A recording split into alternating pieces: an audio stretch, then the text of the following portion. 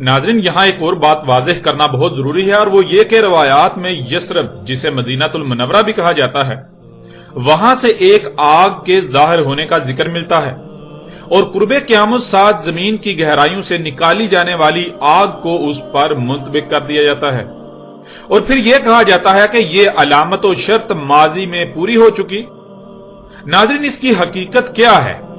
हकीकत जानने के लिए पहले रवायात में यस्रब मदीनातुल मुनव्वरा में जाहिर होने वाली आग के बारे में जो बातें मिलती हैं उन्हें सामने रखना होगा। लेकिन उससे पहले यह बात ज़हन में होना लाजिम है कि जब भी उस आग का जिक्र किया जाता रहा तो आज तक यही तासर देने की कोशिश की गई कि अरब ऐसी किसी आग से पहले बिल्कुल नावाकिफ थे, और इस आग के हवाले से इंतहाई अजीबो गरीब देवमालाई किस्से और कहानियां मंसूब किए जाते हैं, सिर्फ और सिर्फ इसलिए कि इस आग को एक ऐसी आग साबित करने की कोशिश की जाती है जो माफूकल फितरत हो, जिसकी कोई वजूहात नहीं थी, और ऐसा सिर्फ और सिर्फ इसलिए किया जाता रहा कि कुर्बे क़यामत साथ निकलने वाली आग, जो अस्सात की आखिरी और बड़ी अशरातो अलामात में से एक है, उसके हवाले से जितनी भी रवायात मिलती हैं उनको इस आग पर मुंतबिक किया जा सके, और यूं लोग अस्सात की तमाम अलामातो अशरात को माफूकुल फितरत और देवमालाई किस्से और कहानियां समझते रहें, जिनका हकीकत के साथ कोई ताल्लुक नहीं। हालांकि नाज़रीन, हकीकत तो यह है कि इस आग के ज़हूर से पहले भी अरब इस आग से बाखूबी वाकिफ थे, जिसे अल हिजाज से निकलना था, जिसके बारे में रसूलुल्लाह अलैहिस्सलाम ने कहा था कि यहां एक आग का सैलाब कैद है जो अनकरीब निकलेगा। अरब उस आग से बाखूबी इसलिए वाकिफ थे क्योंकि अरब में पहले भी कई बार उसी आग का ज़हूर हो चुका था, वो पहले भी कई बार उस आग को देख चुके थे। अब आते हैं उस आग की तरफ कि वो आग क्या थी, कहां से आई और उसकी वजूहात क्या थी। सबसे पहले उस आग के बारे में तारीख में जो जिक्र मिलता है उसे आपके सामने रखते हैं। मुख्तलिफ तारीखी रवायात में अबू शामा से मनकूल है, वो कहते हैं कि बुध की रात 3 जमादियुल आखिरा यानी जमादियुल सानी 654 हिजरी को मदीनातुन नबवी से एक ऐसी इंतहाई ऊंची, भयानक, जोरदार और गरजदार आवाज सुनाई दी जो उससे पहले तक सुनाई दी जाने वाली आवाजों में ऐसी ही हैसियत रखती थी जैसे जिस्म में हड्डी की हैसियत और अहमियत होती है। फिर ऐसा जल्जला आया कि उससे पहले आने वाले जल्जलों में उसकी अहमियत और हैसियत ऐसी ही थी जैसे जिस्म में हड्डी की हैसियत और अहमियत होती है, यानी जैसे जिस्म से तमाम की तमाम हड्डी निकाल देने से जिस्म की हैसियत और अहमियत रह जाती है, बिल्कुल ऐसे ही अगर उस जल्जले को निकाल दिया जाए तो पीछे जल्जलों की हैसियत और अहमियत बिल्कुल ऐसी ही रह जाती है। यानी इंतहाई तेज भयानक जल्जला आया, जमीन फट कर उसमें गड़े पड़ गए, दीवारों, छतों, लकड़ियों और दरवाजों को हिलाकर रख दिया, और यह सिलसिला मुसलसल उस महीने की 5 तारीख जुम्मा तक जारी रहा।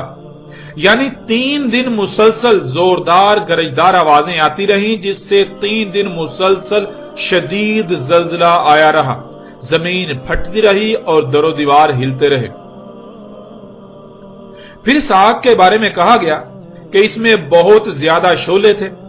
जिनमें 3 तो बुलंदो बांग मीनारों की तरह थे। इसके अलावा मजीद उस आग के हवाले से मिलता है कि वो आग का एक समंदर था जो दरिया की तरह बहती थी।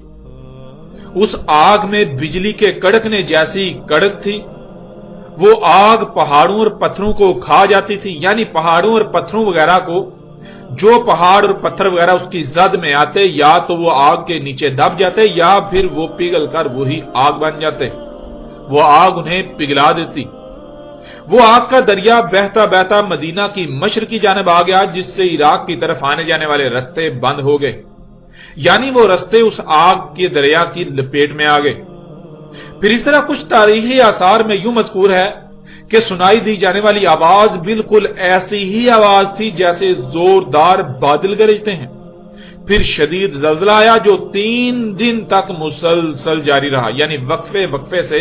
आवाजें सुनाई देती रहीं गरजदार, और वक्फे वक्फे से 3 दिन तक मुसलसल जल्जला आता रहा। زمین پھٹی اور اس میں سے آگ کا بہتا ہوا سمندر نمودار ہوا، جو بہتا ہوا مدینے کی حدود تک آ پہنچا۔ مدینہ کی حدود پر ایک بہت بڑا پتھر یعنی پہاڑی تھی۔ اس آگ نے اس پتھر یعنی اس پہاڑی کی اس سمت کو جلا کر کوئلے کی طرح کالا کر دیا جو مدینے کی متضاد سمت تھی، اور اس کا جو رخ مدینے کی طرف تھا اسے کچھ بھی نہ ہوا اور وہ آگ وہیں ٹھنڈی پڑ گئی۔ ناظرین، تاریخی آثار میں، روایات میں اس آگ کی ہولناکی کا اندازہ یوں لگایا جا سکتا ہے کہ مدینہ میں ہر کوئی تھر تھر کانپ رہا تھا، ہر کوئی یہی سمجھ رہا تھا کہ جیسے الساعت قائم ہونے والی ہے اور اب کوئی بھی نہیں بچے گا۔ تمام کے تمام اہل مدینہ محمد رسول اللہ علیہ السلام کی قبر کے گرد جمع ہو کر گڑ گڑاتے رہے۔ ہر کوئی چیخو پکار کر رہا تھا، ہر کوئی توبہ کر رہا تھا۔ ایسا منظر تھا کہ ہر کوئی بلند آواز میں اپنے ہر گناہ، اپنے ہر جرم کا اعتراف کر رہا تھا اور آئندہ اللہ کا خالص غلام بننے کا عہد کر رہا تھا۔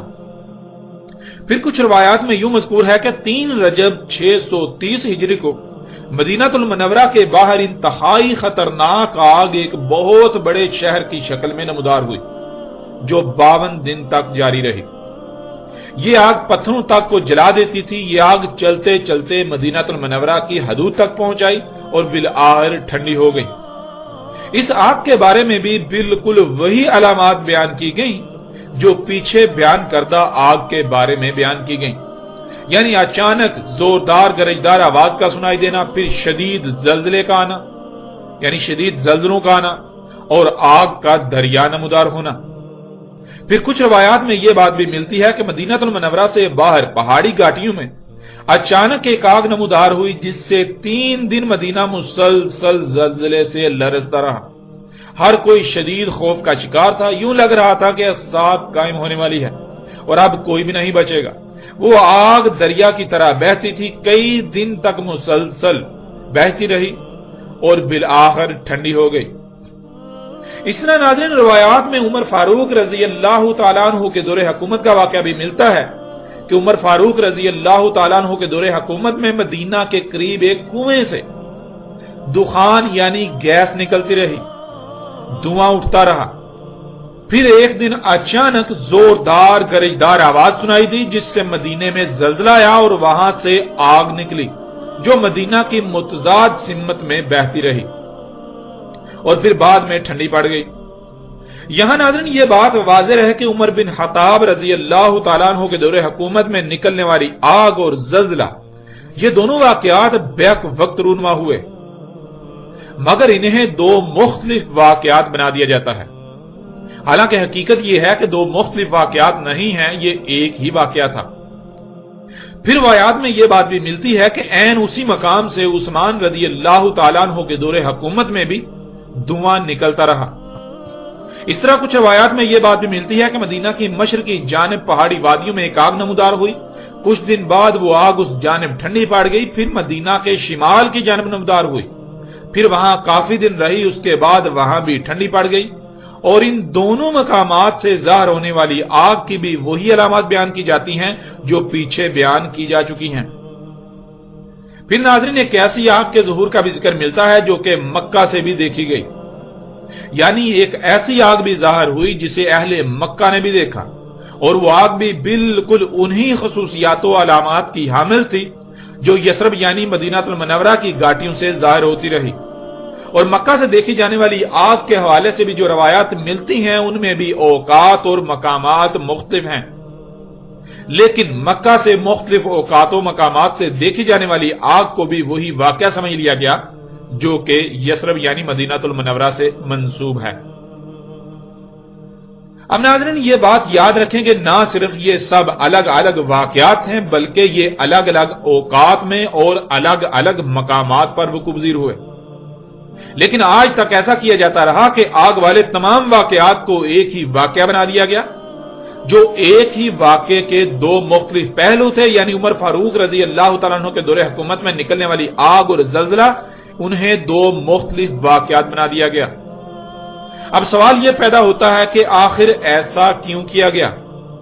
تو اس کا جواب ناظرین یہ ہے کہ ایسا کرنے کی 2 وجوہات تھیں۔ ان میں پہلی وجہ یہ تھی کہ محمد رسول اللہ علیہ السلام نے کہا تھا کہ الساعۃ کی آخری 10 علامات و اشراط میں سے ایک آگ ہے، جس کا ذکر بہت ہی تفصیل کے ساتھ گزشتہ ایک ساتھ میں گزر چکا۔ تو ناظرین، شروع سے ہی ایسا ہوتا ہوا چلا آ رہا ہے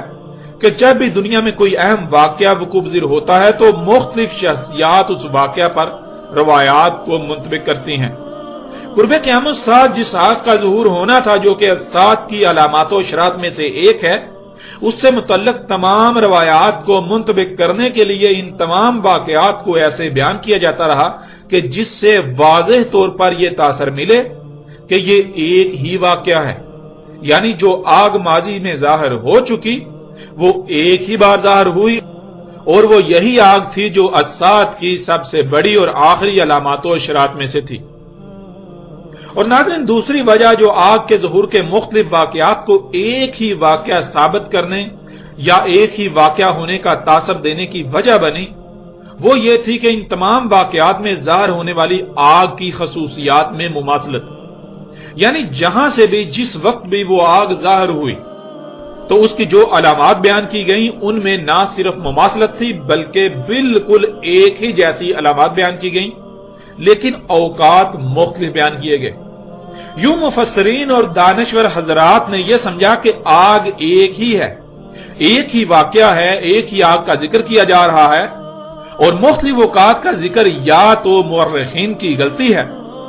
یا پھر مختلف راویوں کے ہونے کی وجہ سے اوقات میں رد و بدل ہو گئی۔ یوں اوقات اور مقامات کو غلطی سمجھ کر نظر انداز کر دیا گیا اور ان تمام واقعات کو ایک ہی واقعہ بنا دیا گیا یا پھر ایک ہی واقعہ ہونے کا تاثر دیا گیا، جس سے ان روایات کو اس پر منطبق کرنا آسان ہو گیا جن میں محمد رسول اللہ علیہ السلام نے قرب قیامت الساعۃ نکلنے والی آگ کا ذکر کیا تھا، جو کہ الساعۃ کی سب سے آخری اور بڑی علامات و اشراط میں سے ایک تھی۔ پھر اسی کے حوالے سے پیدا ہونے والے سوالات کا دروازہ بند کرنے کے لیے ان تمام واقعات میں ظاہر ہونے والی آگ کو دیومالائی قصہ بنا دیا گیا کہ وہ آگ پہاڑوں اور پتھروں کو تو جلا کر پگھلا دیتی تھی مگر درختوں کو کچھ بھی نہ کہتی تھی۔ وہ آگ کا ایک دریا تھا جو میلوں لمبا اور چوڑا تھا مگر مدینے میں اس کی وجہ سے ٹھنڈی ہوا چلتی تھی۔ یعنی ناظرین، ہر سچ کے ساتھ ایک جھوٹ بھی ملا دیا گیا، اور ایسا اس لیے کیا گیا کہ اگر کسی کے ذہن میں اس آگ کے متعلق کوئی سوال پیدا ہو، مثلا اگر ایک ایسی ظاہر ہوتی ہے جو پہاڑوں اور پتھروں کو جلا دیتی ہے، انہیں پگھلا دیتی ہے، جو میلوں لمبی اور چوڑی ہے، ایسے بہتی ہے جیسے دریا بہتا ہے، سمندر کی مانند ہے، تو آخر وہ اتنی غیر معمولی آگ کہاں سے گئی؟ اس کی وجوہات کیا تھیں؟ یوں ایسے تمام سوالات کا دروازہ بند کرنے کے لیے ہر سچ کے ساتھ ایک جھوٹ ملا کر اسے دیومالائی کہانی بنا دیا گیا تاکہ کسی کے ذہن میں کوئی سوال پیدا ہی نہ ہو۔ ماننے والے آنکھیں بند کر کے اسے سچ مان لیں، اور جو غور و فکر کرنے والے ہیں ظاہر ہے وہ تو سوالات اٹھائیں گے، اور پھر ان سوالات کا جواب تو ہوگا ہی نہیں۔ یوں اسے دیومالائی قصہ بنانے سے یہ ہوگا کہ تحقیقی ذہن جو غور و فکر کرنے والے لوگ ہیں وہ اس پر توجہ دینے کی بجائے اسے دیومالائی قصہ سمجھ کر نظر انداز کر دیں گے۔ یوں اس پر کسی قسم کا کوئی سوال نہیں اٹھے گا۔